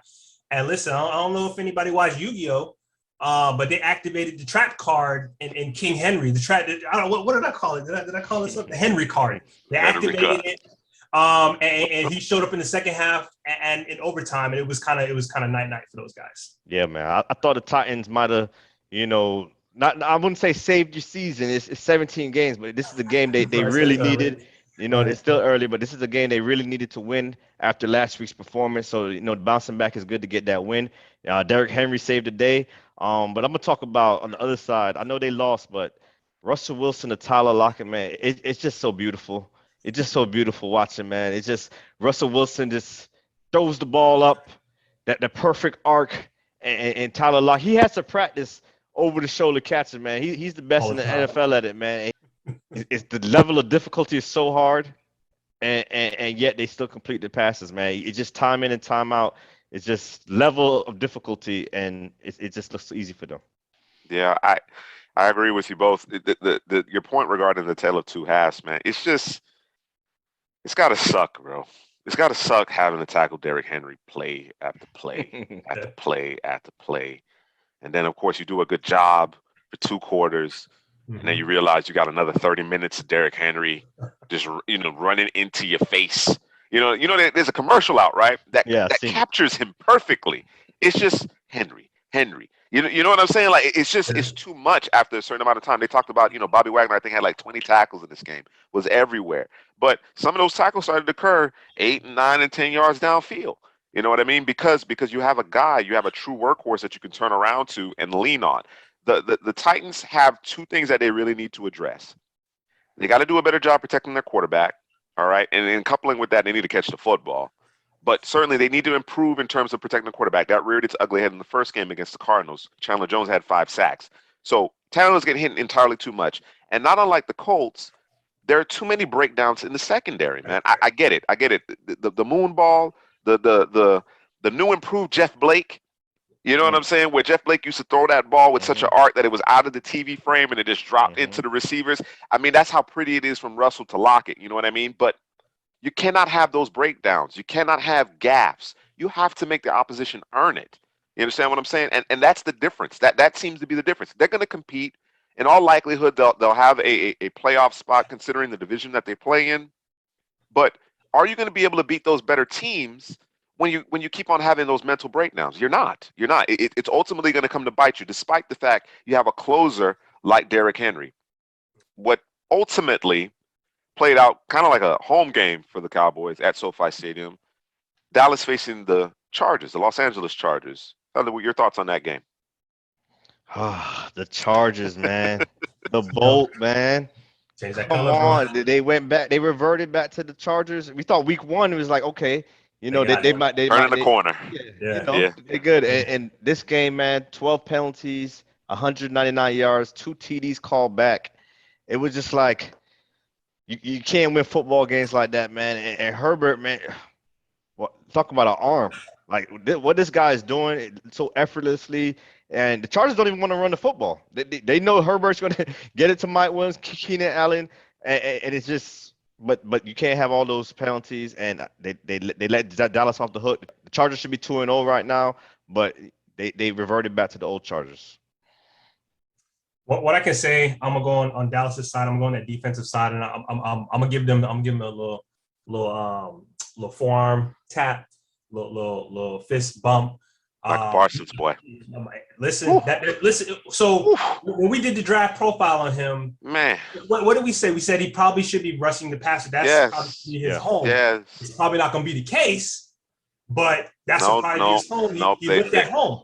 Yeah. Right? That's what he did in high school. Mm-hmm. And I know he played linebacker in college, but it looks like we might need to move him back down there. I don't know why you would put him back at linebacker, but I mean, I want him rushing the passer, bro. Seriously. Yeah. Seriously, I want him attacking downhill, rushing the passer. Like, he's the type of player that I might go from a even man front to odd man front. Odd man front. Just you know what I'm saying? And set him on the edge. Like, seriously, he's that kind of effective in terms of that. And then, of course, you see some of those individual performances you guys mentioned. Herbert, Zach Martin. Zach Martin's a monster. You know what I'm saying? Just how effective he is in terms of being able to turn and pin those interior defensive linemen and create rushing lanes. Speaking of rushing. Yeah, I know where you go. Speaking of rushing. I just got some stats. I got some stats from Scott Barrett. He's a great follow on Twitter. Since 2019, running back leaders in yards after contact per rush, obviously Derrick Henry, number one. Number two, believe it or not, Tony Pollard, followed by Nick Chubb. All right. You know who ranks 20th of 46 running backs in that category? The $90 million The man. $90 million man, Ezekiel Elliott. Let's move on. Missed tackles forced per rush, number one, since 2019, right? Nick Chubb. Okay. Number two, Tony Pollard. Once again, 32 of 46 qualifying running backs, Ezekiel Elliott. Yards after catch per reception, Dalvin Cook, followed by Austin Eckler, who was in this game as well. And third on that list is Tony Pollard. 29 of 44 qualifying running backs for Ezekiel Elliott. To me, this is not a question about who's a better, more effective back. I think it's clear who the more effective back is now. I really do. Now, that doesn't mean that Ezekiel Elliott isn't incredibly valuable to this team. You know, the one thing that I think head and shoulders Ezekiel Elliott is better at than Tony Pollard is pass protection, and that's a huge part of the business. When you couple that with his price tag, right, his draft capital, what he means in terms of the franchise, in terms of marketing and everything, and the fact that he still has skill. It's not as if he's not skillful, right? Makes perfect sense. But I love the way Kellen Moore is using Tony Pollard in this offense. They had to find a way to get him more involved. And frankly, he's the more effective back with the ball in his hands. I don't think there's any debate about that. You know what I mean? And the balance that he struck between those two is perfect. I think Dallas is in great shape from an offensive standpoint. And they're improving defensively. Sunday night game, really exciting game. The Chiefs at the Ravens. And it's funny, man. I'm just going to get mine out the way real quick. I was anticipating the Chiefs to basically run these guys out of the building. They've had the Ravens number. Based on how the Ravens defended Derek Carr, Las Vegas Raiders on Monday night, I expect them to really do more of the same as far as just wanting to do what they do. Wink Martindale, of course, being blitz happy, not necessarily adjusting his defense based on the opponent in terms of what they like to do, trying to dictate when at times you just simply need to adjust. Well, they didn't do a great job of it, but they did a good enough job of that. I thought the three-man rush with Odafe Owe, who I also need to give some respect to because his athleticism, his ability to spy, you know what I mean? He's still raw in terms of coming off the ball, bending the edge, and being a consistent pass rusher. But I think the way they utilized him, and I wish more teams would use this against, the types of quarterbacks that are apt to extend plays, run for first downs when you're in man coverage. Just use a spy. Do the delay blitz. Do the green dog. Ultimately, if nobody blocks you, then you go get the quarterback, right? That is effective, and I thought the Ravens did a great job. And of course, Lamar Jackson, he's a baller. Everybody wants to diss Lamar, but Lamar's awesome. Yeah, two things I saw in this game. Let's start with Lamar. It was just great seeing Lamar and Hollywood, that connection, man. Because when Hollywood got drafted there, I had high hopes, and little inconsistencies with him, injuries to Hollywood Brown. But it's good to see him looking good again. And the next thing was Chris Jones at defensive end against Lamar Jackson running that zone read. It was just, you don't want your big 300-pound man out there trying to make decisions, thinking you want him up the middle, getting pressure in Lamar's face. But I understand the move of him playing defensive end against certain teams, certain situations. But this was a game that wasn't the one. This wasn't the game for that. No, not at all. Let me ask y'all, the Chiefs defense, and I know obviously they play the Browns who can run the football, and you play the Ravens who can run the football. Are they sweet, bro? Like, are they sweet? No, they've been sweet though. No, but but they've been sweet against the run. It's been about this bad? Yeah. It's been about this bad? Yeah. Every once in a while they'll get up. They'll get up and give a good effort in terms of their run defense, but they've been sweet, man. This team is built to play with the lead and get after the passer. Force you to throw the football and get after the passer. That's when they excel. That's what they do. Okay. So I know it was the first drive. It goes down the field, passes picked off, and you're just like, okay, well, here we go.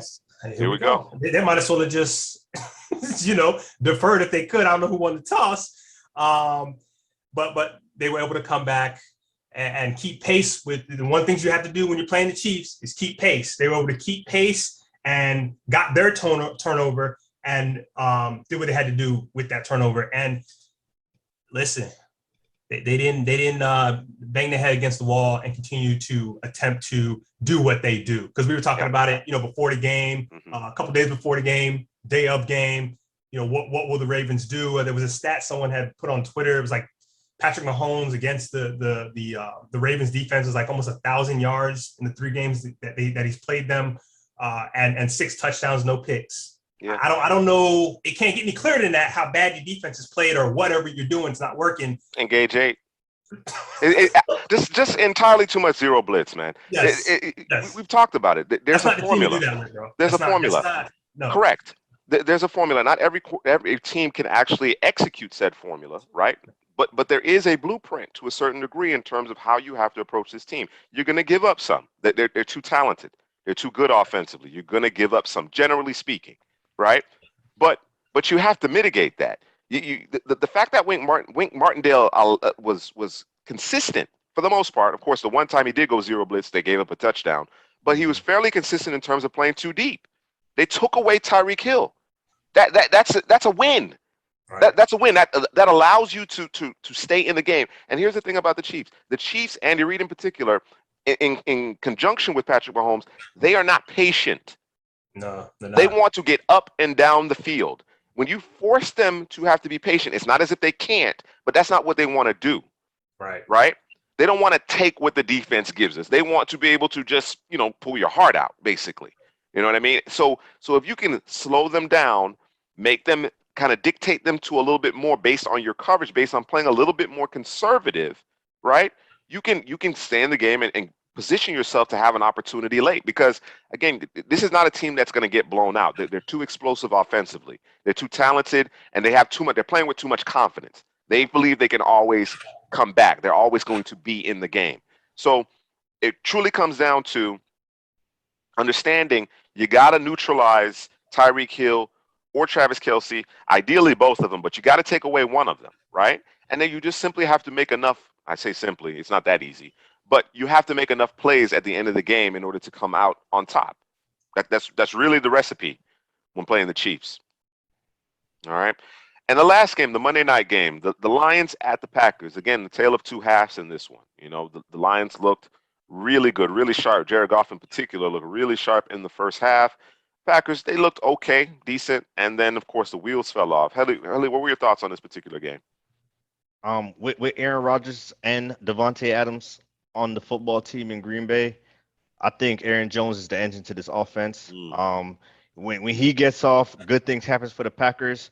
The Lions, they were playing the 2 deep safeties, and the Packers is just taking what defense gave them. They fed Aaron Jones, they created plays to get him in the passing game also, and what I'm saying, and they got on track. The swagger came back. Devontae Adams had that deep catch, and they were rolling after that. So, they played a team in week 1 against the Saints where Aaron Jones couldn't get off against that run defense, and the Green Bay struggled. So, if Aaron Jones could get off, I think the Packers are going to be great this season. Now, for me, that game went about as I thought it was going to be. It went just that. I was a little bit more surprised that the Lions were able to kind of keep pace early, obviously, but after a certain point, it was just kind of like, all right, well, the talent showed up. Sure. The talent difference, you could see it. And I just want to make mention. I want to get did you see the guy who bet $25? It was like a free play or something. He could have won $763,000, and this was the last game. Hanging on by I saw a parlay. It was a parlay. It was a parlay. He won every game but that game. But the Lions, yeah. He paid the Lions? And he tried to cash out before, and they didn't let him because it was a free play. But then they ended up saying, "Hey, we're going to go ahead and give him $133,000." Honor a little something. Okay. A little something. They said it after the fact or before the fact? It was after the fact. That's guys. That's cool. Yeah. Yeah, that's that hurt, bro. Yeah, that hurt. That was a hurt, bro. I woke up this morning. I looked at my Mega Millions ticket because somebody had won it. You know what I'm saying? And of course, I didn't win it because we wouldn't be recording right now if I had won it. But you know what I'm saying? I was hurt. You know what I'm saying? I don't even know what the odds are. The odds are ridiculous. You know what I mean? But I was hurt. $420 million. Yeah, that's tough. So I can imagine. I can imagine to have a parlay that large of a parlay. We're talking 16 games. To be on a 16th game and lose it, Yeah, that's And it was depression. close I'm calling him to work. until after half, bro. Yeah. You know what I mean? Like, I Yeah. can probably win. This is crazy. And Yeah. then wheels fell off. All right, up next we have the quarterback rookie report, or rather the rookie quarterback report. We obviously have a deep class of rookie quarterback signal callers in 2021, and let's start with Trevor Lawrence. Drew, your thoughts on his performance from week 2? I thought he was better, so I'm going to kind of contradict myself here. I thought he was better, but he's just a tick slow, man. And I think that's just going to take some time. It's unfortunate in the teams that he played this past week in terms of Denver. It's a tough team to play. He's missing some throws, missing high, missing left, missing right, missing low. I think everything's just going to come with some time. I'm still on the bandwagon of the Jaguars. I know you're not a fan of Urban Meyer, but I just think maybe get that man about week 6, 7, 8. And then we can come back to that conversation. But I think it's coming along just slowly but surely for Trevor Lawrence. Yeah, I thought it was like more of the same for Trevor Lawrence, where you see some plays where it's wild throws, you see the big arm, you see everything you like about him, and then you see some bad decisions, like you said, missing some accuracy issues, and Urban Meyer, man, it always comes back to him for me.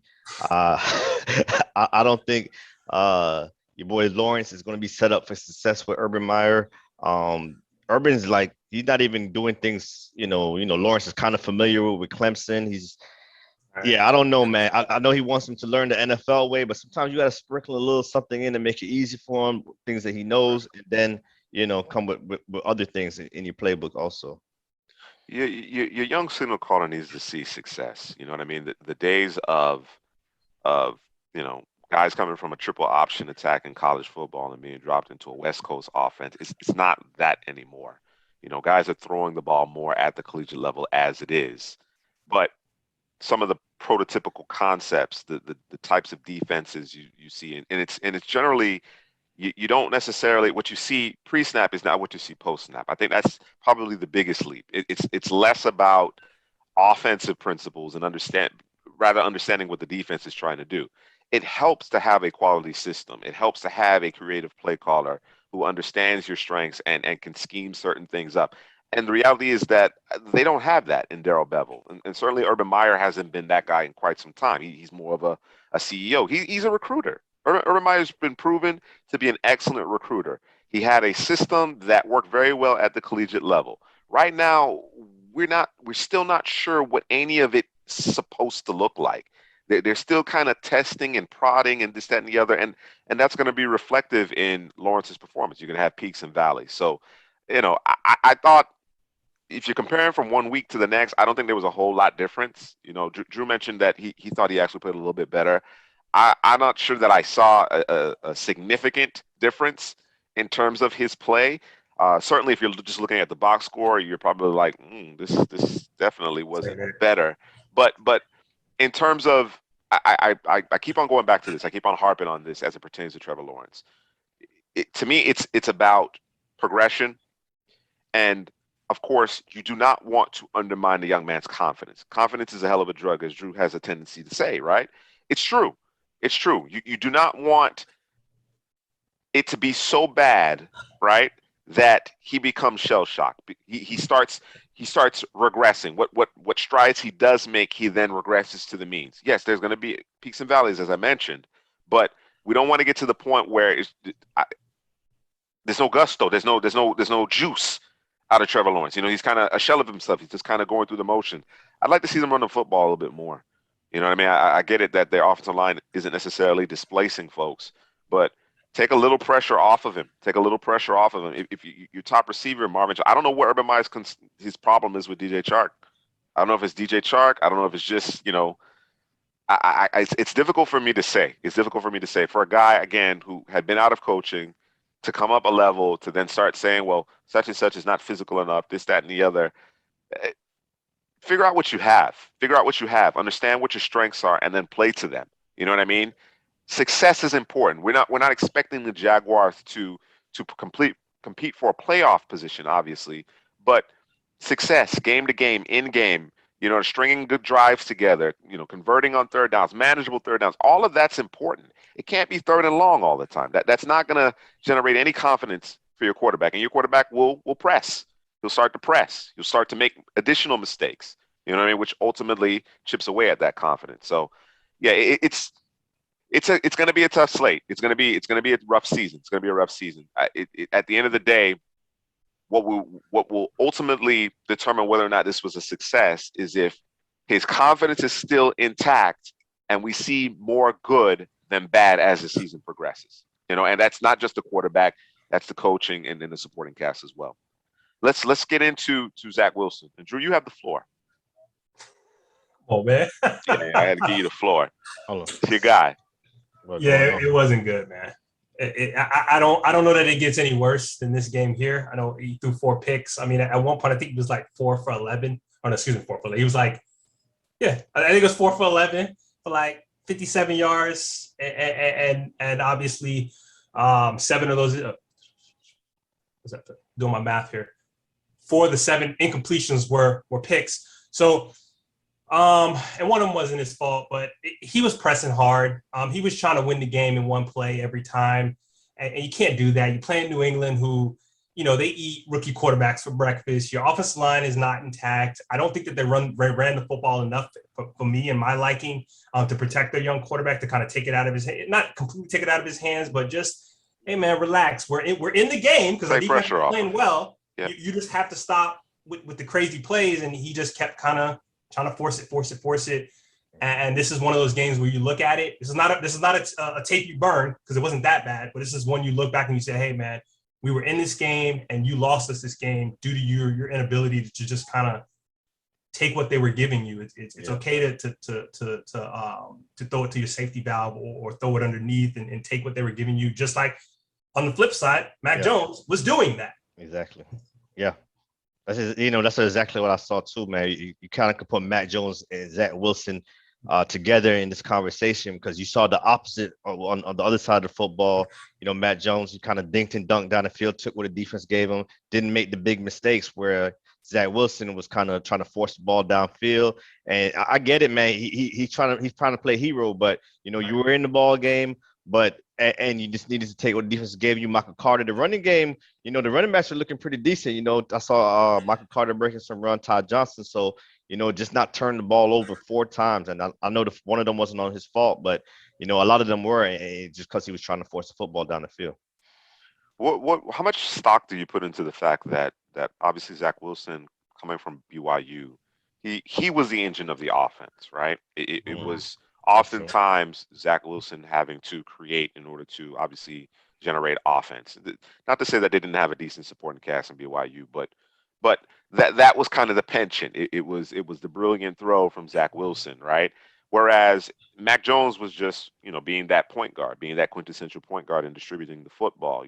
Obviously he had incredible talent around him. It's Alabama, Nick Saban, so on and so forth. All this pro talent, all the receivers that have come through that team over the last couple of years have all been first round picks, right? The willingness or rather the understanding of Mac Jones to just simply manage the game. Do you think what they were steeped in terms of their time at the collegiate level speaks to the willingness and the understanding that I don't have to do that much on the end of Mac Jones. I just need to make sure that I put my team in a position to be successful. It doesn't necessarily mean that I got to go out and win the game on the strength of my right arm. While in terms of Zach Wilson, it's one of those things where, I'm accustomed to being the hero, hence the hero ball, hence some of the ill-advised throws. What do you think about that? I would say one of the big things when you're drafting that athletic quarterback, that kind of goes with the territory as I'm the man. I can do things that other quarterbacks can't. Mac Jones, he ain't running around back there, making people miss and being able to run to one sideline to the other sideline, throw the ball. Like, he knows himself. I know I can't do those things. So what I'm going to do is what I've been doing, which is distribute the football to the guys who can actually make the plays, right? Versus Zach Wilson, who, dang, man, we down by 10 points and I need to let out, I need to unleash my talent. Like, no, you have other players, they have their own talent. You just need to distribute the football to those. It's it's kind of a double-edged sword there, and it's something that he's just going to have to learn, and that's going to have to be controlled and tempered. Yeah, I think like you said, Matt Jones, he played at Alabama. He's used to this, and I think that's why Belichick coveted him because with Belichick's offense, he just wants you to spread the ball around. He wants to run the football, play defense. So I think he's a perfect match in New England. He doesn't have the weapons like he had in Alabama, but he's used to it. He knows what to do. Not to force it. Get the ball to the open man is what he came from. And Zach Wilson coming from, I have to be the hero. He was the hero over there.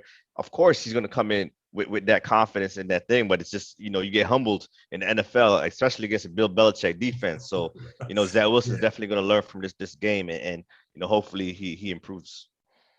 All right, we didn't get any Trey Lance this week. Kyle Shanahan was asked about that, and he basically said, "Look, it really kind of depends on how I feel, in terms of the ebbs and flows of the game. And considering how ugly that game was, I actually anticipated a little Trey Lance, but that didn't materialize. So we turn our attention to Justin Fields and the Chicago Bears. He's been named the starter in Week 3. Obviously, Andy Dalton goes down with the injury. He was, I think, 9 for 11, had a touchdown early in that game. Feels when you look at the box score, it doesn't look great. Obviously, he had the fumble that he ultimately recovered, and he had an INT. But there were some drop passes. There was a dime that he threw to Allen Robinson, went right through the wickets, didn't catch the football. So clearly he could have had better outcome. What did you think about his performance, and what do you think about Fields leading into a pretty stiff test for an initial start, a first career start against the Browns on the road?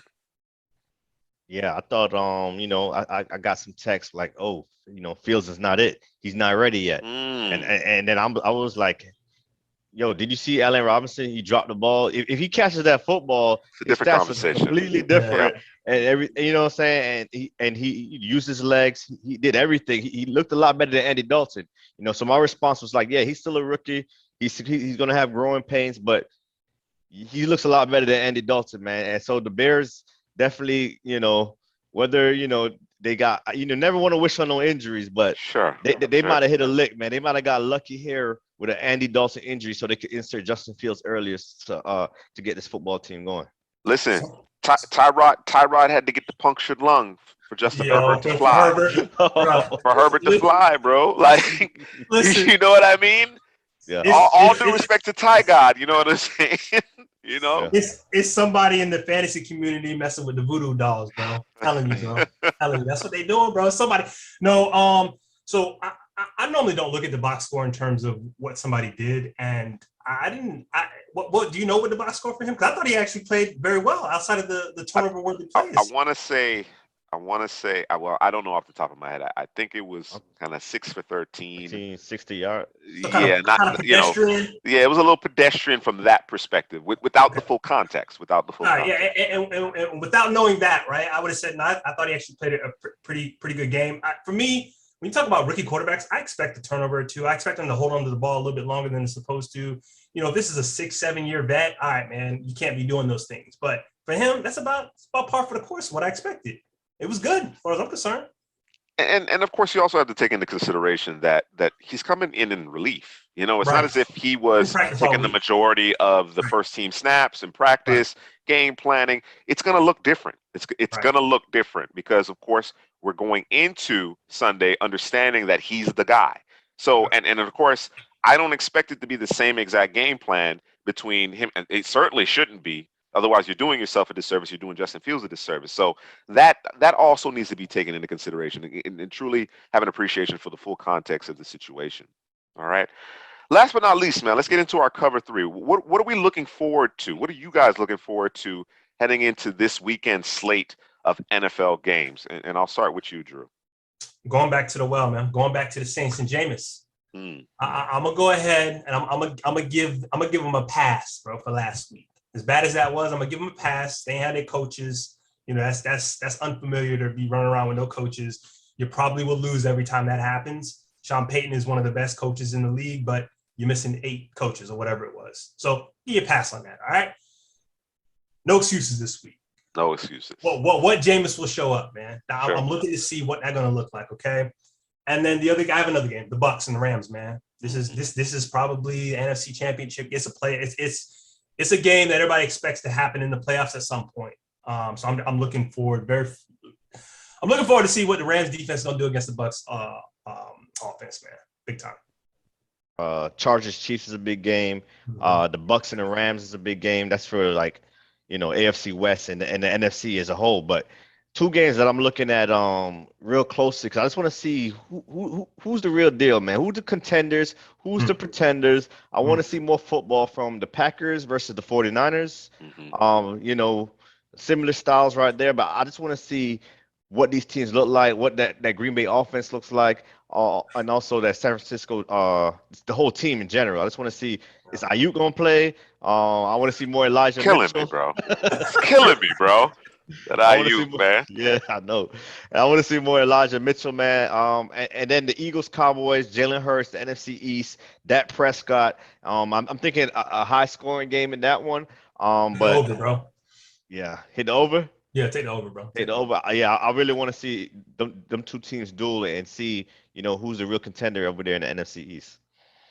Yeah, Helly, I'm with you there. You're trying to figure out who's the Jekyll, who's Hyde. You know what I mean? Will the real team stand up to a certain degree? And of course, Drew, I'm with you as well as far as the Rams and the Bucks. You know what I mean? This was a really interesting contest. Last year, the Rams came out on top, I believe, I think 24-27. Both teams, completely abandoned the running game, whether it was being effective or not. The Bucks didn't even try. They were force feeding Antonio Brown. I want to see how the Bucks approach this Rams team in terms of how they're going to attack it this time around. You know what I mean? Like I said last time, it was no risk it, no biscuit. They were still in that process of Bruce Arians adapting to what Tom Brady likes to do, getting Gronk involved in the offense, and really getting acclimated. It's really before the Bucks kind of hit their stride. So it'll be interesting to see what the Bucks look like this time around. And of course, this game won't be played in Tampa. This will be played out in Los Angeles. And of course, I'm going to go back to Justin Fields. I'm going to be locked in on that one.